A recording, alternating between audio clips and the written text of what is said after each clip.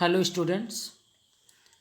आज का टॉपिक हम लोगों का है physical properties of haloarenes. Previous video में हम लोग physical properties of haloalkanes के बारे में देख चुके हैं।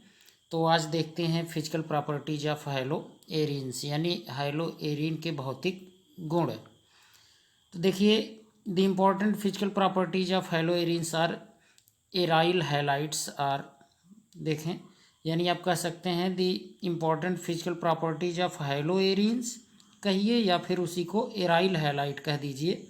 ये नीचे दिया गया है, तो एक एक करके आप देखेंगे। फर्स्ट पॉइंट देखिए, these are generally colourless. Haloalkanes जो होते हैं वो कलरलेस होते हैं, मतलब रंगहीन होते हैं, ठीक। और लिक्विड या क्रिस्टलाइन सॉलिड होते हैं ये, ठीक है। जैसे हैलोएरिन आप देखें, ये है जनरल में, आप इस तरीके से इसको दिखाएंगे। एक्स यहाँ फ्लोरीन, क्लोरीन, ब्रोमीन, आयोडीन, आप कुछ भी यहाँ ऐड कर सकते हैं। तो ये जनरली क्या होते हैं, ये जनरली रंगहीन होते हैं, रंगहीन होंगे, लिक्विड होगा और साथ ही साथ क्रिस्टलाइन सॉलिड भी हो सकता है, ठीक। सेकंड पॉइंट देखिए, the aryl halides are heavier than water. Aryl halide जो होते हैं ये वाटर के कंपैरिजन में हैवी होते हैं। जैसे अगर हमारे पास ये देखें, यहाँ अगर हमारे पास एक ये बीकर है, देखें एक ये बीकर है, तो अब इसमें अगर हम यहाँ फिल कर लेते हैं, ध्यान दीजिए, जैसे वाटर है, ध्यान दें, यहाँ मान लीजिए हमने इसमें वाटर मिक्स कर दिया और वाटर के साथ ही साथ देखिए यहाँ पर वाटर है, और इसी में अगर हमने क्या मिला दिया, ध्यान दें, इसी में अगर हमने मिला दिया ये एराइल हैलाइड, तो एराइल हैलाइड जो होता है ये देखें, aryl halide heavier than water है ना। तो इसी में अगर हम मिला देंगे इसको, इसी में अगर हम मिक्स कर देंगे तो होगा क्या, ये हेवी होता है, इसलिए आपको देखने को कुछ ऐसा मिलेगा। आपको देखने को मिलेगा कि ये जो देखें, ध्यान दें, ये जो एराइल हैलाइड है ये नीचे की तरफ चला जाएगा। ऐसा क्यों? ऐसा इसलिए क्योंकि ये हेवी होता है, ठीक। और वाटर जो आपको देखने को मिल रहा है, वाटर ऊपर की तरफ आ जाएगा, ठीक है, ऊपर की तरफ आ जाएगा।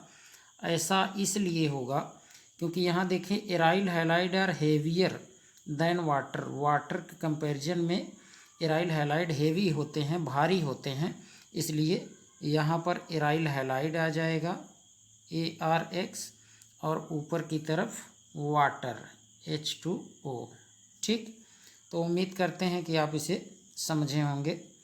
देखिए, these are insoluble in water. ये वाटर में इनसॉल्युबल होते हैं, मतलब विलेय नहीं होते, but soluble in organic solvent. Organic solvent जैसे अगर आपके पास बेंजीन है, ठीक है, बेंजीन है या टॉलुइन है, ये सब ऑर्गेनिक सॉल्वेंट हैं, ठीक है। ईथर हुआ, ईथर, कोई भी ईथर, ठीक। एल्कोहल हो गया, ROH, इन सभी में क्या होगा, एराइल हैलाइड जो होगा वो डिजॉल्व हो जाएगा, मतलब सॉल्युबल हो जाएगा, ठीक। थर्ड पॉइंट देखिए, these are heavier than water. These are heavier than water, ये तो ऑलरेडी अभी आप देख लिए थे कि ये वाटर कंपैरिजन में हेवी होते हैं, है ना। फोर्थ पॉइंट देखते हैं, देखिए fourth point, the melting and boiling points of aryl halides are nearly the same as those of alkyl halides containing the same number of carbon atoms. यानी अगर सेम नंबर का कार्बन एटम है, जैसे मान लीजिए 6 नंबर का carbon, मान लीजिए C6H5Cl हमने लिया, और अगर हमने ले लिया C6H, देखें 6 दूनी 12, 12 और 2 अगर आप जोड़ देते हैं 14 हो जाता है। तो ये आपका होता है क्या, एल्किल हो जाता है ना। एल्किल क्या आप कहें कि ये एल्केन हो जाएगा जब एक H निकाल देंगे, यहाँ 13 कर देंगे, 13, और इससे क्लोरीन जोड़ेंगे तब ये आपका क्या कहलाएगा, ये एल्काइल हैलाइड हो गया। मतलब इसे आप कहेंगे हेक्साइल क्लोराइड या हेक्सिल क्लोराइड, जबकि ये क्या है, ये क्लोरोबेंजीन है। तो नंबर ऑफ कार्बन अगर आप चेक करें, इसमें भी 6 है, इसमें भी 6 है। तो लगभग दोनों का जो मेल्टिंग बॉइलिंग पॉइंट होगा वो क्या होगा, सेम होगा। ठीक, ये जानते रहिए।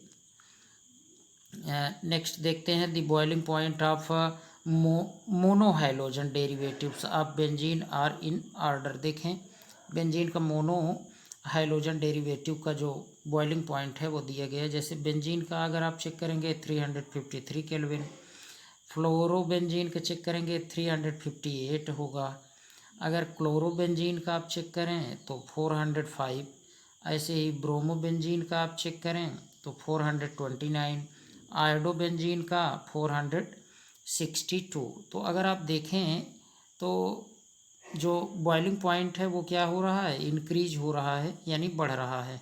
ठीक, तो ये भी जानते रहिए। देखिए this trend is same as for alkyl halide, alkyl halide के लिए भी सेम ऐसे ही होगा। ठीक, एल्काइल हैलाइड के लिए जैसे अभी आपने यहाँ 6 कार्बन का लिया तो ऐसे C6H14। ठीक, अब इसके बाद नेक्स्ट का आप ले लेंगे C6H13F। ठीक, फिर ऐसे C6H13Cl, फिर ऐसे C6H13Br, ऐसे आयोडीन। ठीक है, तो इसका सबसे ज़्यादा होगा, है ना। देखें ये ट्रेंड, आयोडीन अगर होता तो उसका सबसे ज़्यादा, फिर इसके बाद ये, फिर ये, इसके बाद ये, और यहाँ पर इसका सबसे कम होता। मतलब यही आर्डर होता जो आर्डर यहाँ आप देख रहे हैं। ठीक, देखिए the boiling points of isomeric dihaloarenes are nearly the same but their melting point are quite different as shown below. ध्यान दें, थोड़ा सा चेंजिंग देखने को मिलेगा बॉइलिंग पॉइंट मेल्टिंग पॉइंट में। देखिए क्या होता है परिवर्तन। आर्थ्रो पोजीशन पर अगर होगा, देखिए वैसे जनरली तो जो पैरा पोजीशन पर होगा इसका सबसे ज़्यादा होगा, है ना। सामान्य रूप से अगर आप चेक करें तो सबसे ज़्यादा होना चाहिए, लेकिन यहाँ पर एक आर्थ्रो इफेक्ट कार्य करता है जिसकी वजह से थोड़ा सा चेंजिंग देखने को मिलेगा आपको। देखिए यहाँ पर अगर आर्थ्रो पोजीशन पर यहाँ क्लोरीन जुड़ा है ना, ऐसे क्लोरीन है हर जगह, यानी कि देखें आर्थ्रो पोजीशन पर और फिर यहाँ मेटा पोजीशन पर, पैरा पोजीशन पर सब क्लोरीन ही है। तो देखिए इसका बॉइलिंग पॉइंट क्या हो जाएगा, है ना। बॉइलिंग पॉइंट अगर आप चेक करें यहाँ बॉइलिंग पॉइंट मेल्टिंग पॉइंट, तो बॉइलिंग पॉइंट 453 हो जाएगा। आर्थ्रो पोजीशन पर ये क्लोरीन ऐड है। और अगर मेटा का आप देखें, मेटा पोजीशन पर जो क्लोरीन जुड़ा है इसमें 446 केल्विन, है ना। देखिए कुछ क्या हुआ, कम हुआ। लेकिन यहाँ अगेन देखिए पैरा पोजीशन पर जो क्लोरीन ऐड है, यहाँ इसका ज़रा चेक करिए, इसका 448, मतलब मेटा पोजीशन वाले से ज़्यादा है ना। तो आप कह सकते हैं सबसे ज़्यादा किसका हो रहा है यहाँ, आर्थ्रो का। ठीक है, आर्थ्रो पोजीशन पर जो है उसका सबसे ज़्यादा, इसके बाद फिर पैरा पोजीशन पर, और इसके बाद फिर मेटा। ठीक है, इसके बाद मेटा पोजीशन पर। तो ये याद रखिए। ज़रा देखिए इसका मेल्टिंग पॉइंट ध्यान दीजिए। मेल्टिंग पॉइंट आप चेक करेंगे 256 केल्विन आर्थ्रो का, और 249 केल्विन मेटा का, और 325 केल्विन पैरा का। तो पैरा का अगर आप पैरा पोजीशन पर जो क्लोरीन है इसका देखिए सर्वाधिक है ना, पैरा पोजीशन वाले का। इसके बाद फिर तब क्रम आएगा कि इसका आर्थ्रो का, इसके बाद तब मेटा का। ठीक है, तो ये याद रखना है। अगर बॉइलिंग पॉइंट, ये तो आपका जो है मेल्टिंग पॉइंट है, ये क्या है, मेल्टिंग पॉइंट। ठीक है, मेल्टिंग पॉइंट के लिए आप ट्रिक याद रखे रहिए। पोम, है ना, पोम, POM, पोम, यानी पैरा फिर आर्थ्रो फिर मेटा। और अगर बॉइलिंग पॉइंट के लिए आपको याद करना है तो बॉइलिंग पॉइंट के लिए आप याद करेंगे सबसे ज़्यादा किसका होता है, तो सबसे ज़्यादा आपको देखने को मिलेगा यहाँ इसका, आप चेक करेंगे 453 सबसे ज़्यादा है आर्थ्रो का, फिर पैरा का, फिर मेटा का, मतलब आर्थ्रो फिर पैरा और तब मेटा, है ना। ओपम, ओपम याद रखें, जैसे भी आपको याद हो सके आप याद रखे रहिए। बॉइलिंग पॉइंट के लिए ओपम और इसके मेल्टिंग पॉइंट के लिए आप देखेंगे तो पोम, ठीक है। वैसे भी याद रखें, जैसे मेल्टिंग पॉइंट का अगर आप देख रहे हैं तो लास्ट में एम आना चाहिए, एम से देखिए एम मेल्टिंग पॉइंट यहाँ स्टार्टिंग में आ रहा है, इसका लास्ट में आ जाएगा, ठीक है। लास्ट में तो दोनों का ही आ रहा है, ये भी ध्यान देना, लास्ट में दोनों का आ रहा है। तो ट्रिक केवल ऐसे याद रखें कि जैसे है ना ओ पी, पी देखिए पी लास्ट बीच में आ रहा, ओ शुरुआत के, ये दोनों तो आप हटा दीजिए, केवल ओ पी और पी ओ को याद रखने के लिए आप देखें पी लास्ट में बॉइलिंग पॉइंट में भी आ रहा है। तो इस तरीके से तो आप चेक कर रहे होंगे बॉइलिंग पॉइंट, देखें बी पी, तो पी आ गया लास्ट में, लेकिन यहाँ मेल्टिंग पॉइंट में पी लास्ट में नहीं आया, ठीक। जैसे भी हो सके अपना इसको ट्रिक बना के याद रखिए, ठीक है। याद रखना है बॉइलिंग पॉइंट के लिए क्या याद रखेंगे, ओ पी फिर एम, ठीक है। और मेल्टिंग पॉइंट के लिए क्या याद रखेंगे, ध्यान दें, मेल्टिंग पॉइंट के लिए पी ओ एम, ठीक है, ये याद रखना है। यानी यहाँ आर्थ्रो का सबसे ज़्यादा, फिर पैरा का, फिर मेटा का, और यहाँ पैरा का, फिर आर्थ्रो का, फिर मेटा का, ठीक। चलिए देखते हैं नेक्स्ट। देखिए generally the melting point of para isomer is quite higher than that of ortho और मेटा आइसोमर्स। ये सब बातें तो अभी हमने बता ही दिया आपको। देखिए this is due to the fact that it has symmetrical structure and therefore its molecules can easily pack closely in the crystal lattice, है ना। क्रिस्टल लैटिस में इसके जो मॉलिक्यूल्स होते हैं वो क्लोजली पैक्ड होते हैं, है ना।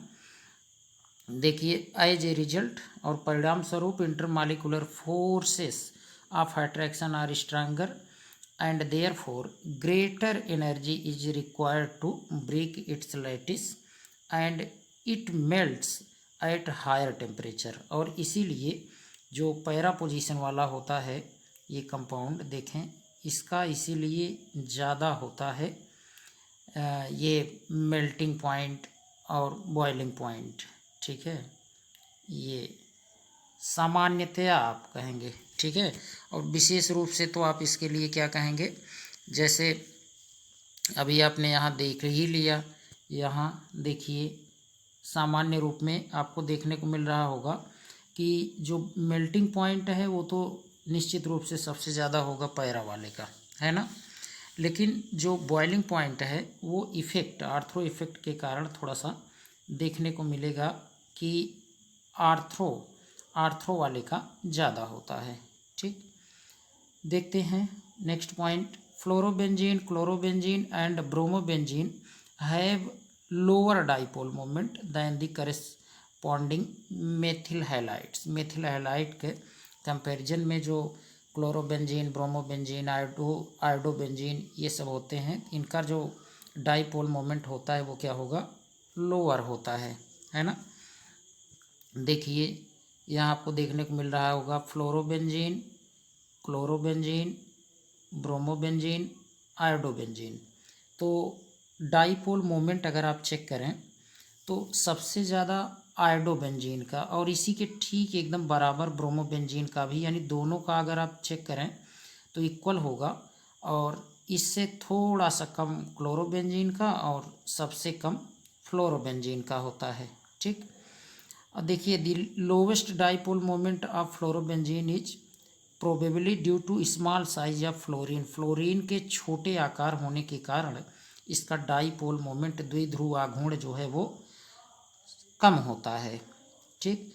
देखें amongst isomeric dichlorobenzene the para isomer has zero dipole moment है। जीरो डाइपोल मोमेंट यहाँ देखें पैरा पोजीशन वाले का mu is equal to zero.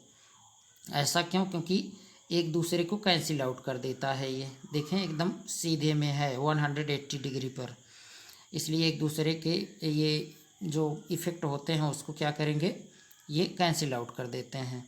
देखिए because it is symmetrical and two equal and opposite dipole cancel each other. एक दूसरे को क्या करते हैं, कैंसिल आउट कर देते हैं, इसीलिए इसका डाइपोल द्विध्रुव आघूर्ण जीरो होता है। ठीक, the dipole moment of orthodichlorobenzene is more than metadichlorobenzene. इसका रीजन वही एंगल आपको देखने को मिलेगा। जैसे आर्थ्रो का देखिए, आर्थोडाइक्लोरोबेंजीन और मेटाडाइक्लोरोबेंजीन, आर्थ्रो वाले का देखिए ज़्यादा होता है। क्यों? क्योंकि यहाँ पर जो एंगल होगा, एंगल देखें, एंगल जो देखने को मिलेगा वो लगभग 60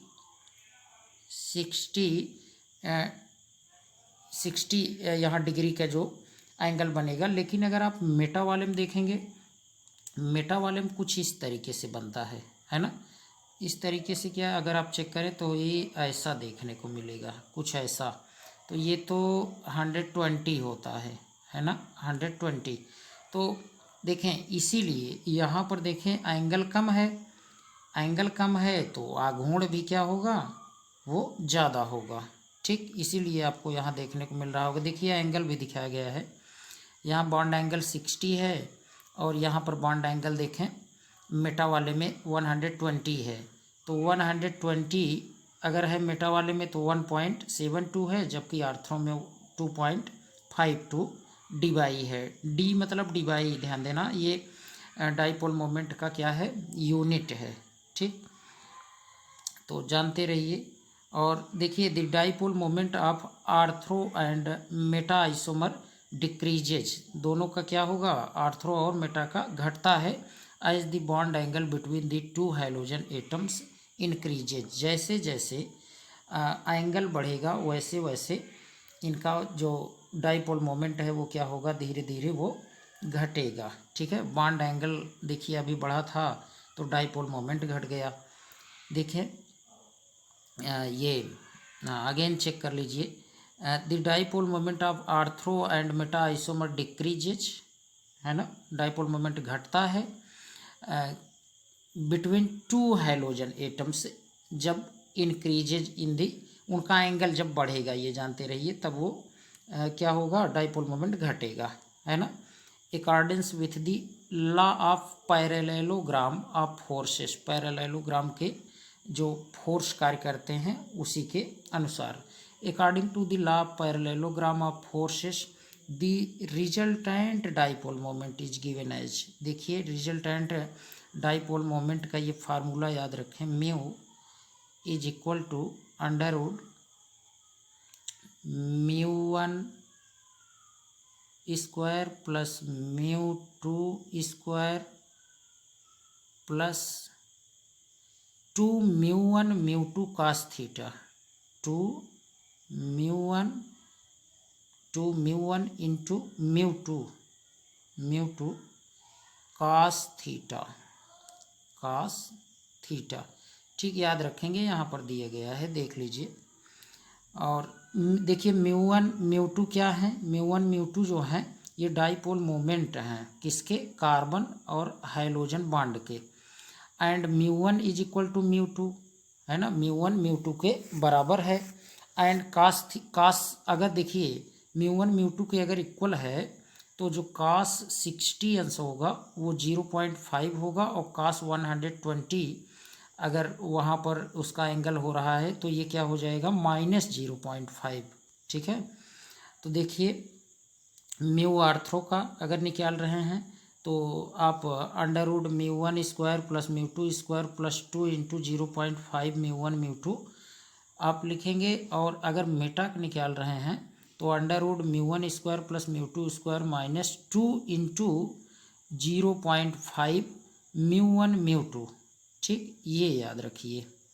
तो इस तरीके से वो वही माइनस यहाँ पर क्यों रिप्रेजेंट किया गया, ध्यान दें, माइनस क्यों रिप्रेजेंट किया गया। जैसे अगर आपको देखने को मिल रहा है यहाँ एंगल के कारण ही आप समझिएगा। देखिए 10 the ortho isomer with a bond angle of 60 degree between the two Cl atom has higher dipole moment, है ना। 60 अगर डिग्री का एंगल है तो वहाँ डाइपोल मोमेंट अधिक होगा। वाइल जबकि Meta isomer with bond angle of 120 degree between the two chlorine atoms will have lower dipole moment, उसका जो द्विध्रुव आघूर्ण होगा वो कम होगा। अभी आपने यहाँ पर देख ही लिया। तो आज के लिए इतना ही। अब नेक्स्ट वीडियो में हम लोग देखेंगे nature of carbon hydrogen bond. Thanks.